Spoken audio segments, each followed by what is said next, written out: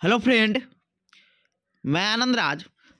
आप लोगों को भी देखिए, आज मौलाना यूनिवर्सिटी का कोर्स 3 जो आपका लर्निंग एंड टीचिंग है, जिसका कोड 103 होता है, उसका एग्जाम है। देखिए, बीएड फर्स्ट ईयर में जो सबसे टफ पेपर माना जाता है वो आपका लर्निंग एंड टीचिंग माना जाता है, क्योंकि ये तो साइंस टाइप का है। समझ गए तो आसान है, नहीं समझे तो भारी है। तो इसका थोड़ा हम पैटर्न बताते हैं कि 5 यूनिट इसमें भी होता है, 80 नंबर के भी रहता है आपका। इसमें भी आपका 10 क्वेश्चन दिया जाएगा 5 यूनिट में, और 5 क्वेश्चन का जवाब देना है। समझ गए। और 20 नंबर आपका, 80 नंबर, 16 नंबर का एक क्वेश्चन आता है, 20 नंबर आपके कॉलेज से दिया जाएगा। समझ गए। अब देखिए, कोर्स 3 जो है लर्निंग एंड टीचिंग, तो इसमें 5 यूनिट जो है, हम सब यूनिट में बताते हैं कौन कौन क्वेश्चन पढ़ लीजिएगा। देखिए, क्वेश्चन कोई भी हो उसको कोरिलेट करके लिख कर ही आइएगा, पांचों क्वेश्चन लिख के आइएगा, छोड़ के नहीं आइएगा।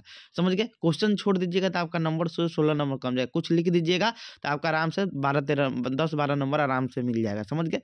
देखिए, तो कोर्स 3 जो आपका लर्निंग एंड टीचिंग है, तो उसमें जो यूनिट 1 है उसमें अधिगम से रिलेटेड क्वेश्चन पूछेगा, इसीलिए अधिगम को अच्छा से पढ़ लीजिएगा। समझ गए। अधिगम को अच्छा से पढ़ लीजिएगा। एक क्वेश्चन आपका रहेगा, उसी में जो दूसरा क्वेश्चन रहता है वो अधिगम के सिद्धांत से रहता है। समझ गए। या व्यवहारवादी सिद्धांत पूछे या आपका संज्ञानवादी सिद्धांत पूछे। संज्ञानवादी सिद्धांत में आपका कोहलर का सिद्धांत जो आता है आपका, समझे। कोहलर का जो सूझ का सिद्धांत है, इनसाइड थ्योरी जिसे बोलते हैं हम लोग। समझ गए। या आपका व्यवहारवादी सिद्धांत में आपका थॉर्नडाइक का सिद्धांत आता है आपका, जिसका नाम है आपका ट्रायल एंड एरर थ्योरी। समझ गए। Trial and error theory. उसके बाद आपका स्किनर का हो गया क्रिया प्रसूत का सिद्धांत। पवलोव का जो आपका आता है शास्त्रीय अनुबंधन का सिद्धांत। समझ गए। तो ये सब आपका व्यवहारवादी सिद्धांत हो गया। इधर आइएगा, संज्ञानवादी सिद्धांत में तो आपका कोहलर का कौन सिद्धांत आता है आपका, तो आपका सूझ का सिद्धांत या अंतर्दृष्टि का सिद्धांत, उसी को बोलते हैं जो चिंपैंजी पर प्रयोग किया था। इधर आपका थॉर्नडाइक था जो आपका बिल्ली पर प्रयोग किया था। स्किनर जो था आपका चूहा या कबूतर पे किया था। पवलोव था आपका कुत्ता पर प्रयोग किया गया था। समझ गए। तो क्वेश्चन ऐसा पूछा जाता है आपका यूनिट 1 में। यूनिट 2 में जो क्वेश्चन पूछा जाता है उसमें आपका अभिप्रेरणा से आपका अधिगम के मतलब ट्रांसफर ऑफ लर्निंग, जिसे अधिगम का हस्तांतरण अंतरण भी बोलते हैं। समझ गए। उससे क्वेश्चन आता है। या आपका विस्मरण जो है आपका फॉरगेटिंग मतलब जिसे हम कोई चीज़ भूल जाते हैं, उससे रिलेटेड क्वेश्चन आता है। समझ गए। तो ये सब यूनिट 2 का क्वेश्चन हो गया। यूनिट 2 में याद रखिएगा, कौन अधिगम को प्रभावित करने वाले कारक भी पूछ देता है कभी कभी, कि अधिगम को कौन कौन कारक प्रभावित करता है। समझ गए। ये सब आपका क्वेश्चन रहेगा।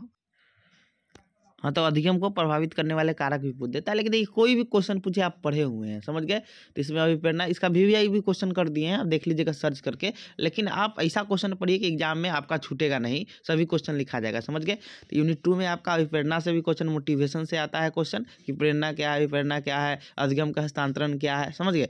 विस्मरण क्या है, सब क्वेश्चन आपका बहुत ज़्यादा पूछा जाता है। समझ गए।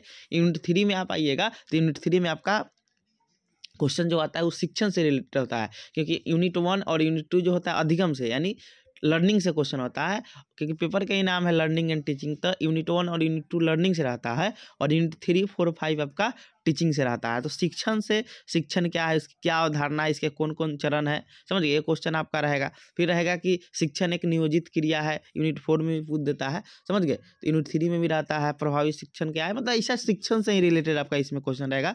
शिक्षण पढ़ लीजिएगा तो हो जाएगा। समझ गए। फिर यूनिट 4 में आइएगा तो उसमें लेसन प्लान, इकाई योजना, ये सब वगैरह पूछा जाता है। समझ गए।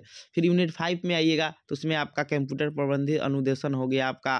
फिर उसके बाद आपका आदर्श शिक्षक क्या होता है, एक विविधतापूर्ण कक्षा में शिक्षक को क्या क्या चुनो। देखिए, ये सब क्वेश्चन ऐसा है कि आप लिख सकते हैं, लेकिन क्वेश्चन छोड़ के नहीं आएगा। प्लीज़ आपसे रिक्वेस्ट है, क्वेश्चन छोड़ दीजिएगा तो आपको नंबर नहीं, उसी से कोरिलेट करके लिख दीजिए, क्योंकि आप बीएड कर रहे हैं तो आप ग्रेजुएशन करके गए हैं, इतना तो नॉलेज है कि आप लिख ही सकते हैं। क्वेश्चन बिल्कुल नहीं छोड़िएगा, अच्छा से सब एग्जाम दीजिएगा। समझ गए। आज मेन देखिए, पेपर 1, 2, 3 ही मेन होता है, क्योंकि 80 नंबर का पेपर है। इसके बाद आपका 40 नंबर का पेपर कल से स्टार्ट होगा आपका, language across the curriculum, understanding discipline and subject, और जेंडर स्कूल एंड सोसाइटी, फिर मेथड, जिसमें हम आपका 5 पेपर का गेस कर दिए हैं। आपका अंडरस्टैंडिंग डिसिप्लिन एंड सब्जेक्ट तक होगा। आज थोड़ा तो हमको काम में बिजी भी रहेंगे, तो हो सकता है कल आपका मेथड का, और सॉरी पहले करेंगे आपका जेंडर स्कूल एंड सोसाइटी का यानी कोर्स 6 का, और फिर उसके बाद मेथड का, सभी मेथड का 14 मेथड का गेस करेंगे। समझ गए। तो ऐसे आपका तैयारी अच्छा से हो जाएगा और एग्जाम में आपका बहुत बेहतर नंबर आएगा, अच्छा नंबर आएगा 80% के, क्योंकि मौलाना यूनिवर्सिटी में 80% बहुत अच्छा नंबर माना जाता है, समझ गए। तो 80% आपका नंबर उसके आसपास में आराम से आ जाएगा। जो चीज़ बताया है कि आप एकदम अधिगम पढ़ लीजिए, अभिप्रेरणा पढ़ दिए, अधिगम का कोई सिद्धांत पढ़ लीजिए, फिर उसके बाद आप शिक्षण पढ़ लीजिए, लेसन प्लान, ये सब जो हम गेस किए वो देख लीजिएगा, ये सब देख लीजिए, आपको बहुत अच्छा नंबर आ जाएगा, समझ गए। जिससे आपको एग्जाम में मतलब परेशानी नहीं होगा। जो सोचते हैं कि इधर उधर देखने का, आप इतना पढ़ के जाइएगा तो आपका कॉपी पर ही ध्यान रहेगा और पेज भी आपका भर जाएगा, समझ गए। तो कोशिश कीजिएगा 5 क्वेश्चन टच करने का एक टाइम में, एक क्वेश्चन पर 35 मिनट के आसपास दीजिएगा, उसका वीडियो भी बनाए थे, समझ गए। ये सब चीज़ पर ध्यान दीजिएगा, समझ गए। Thank you.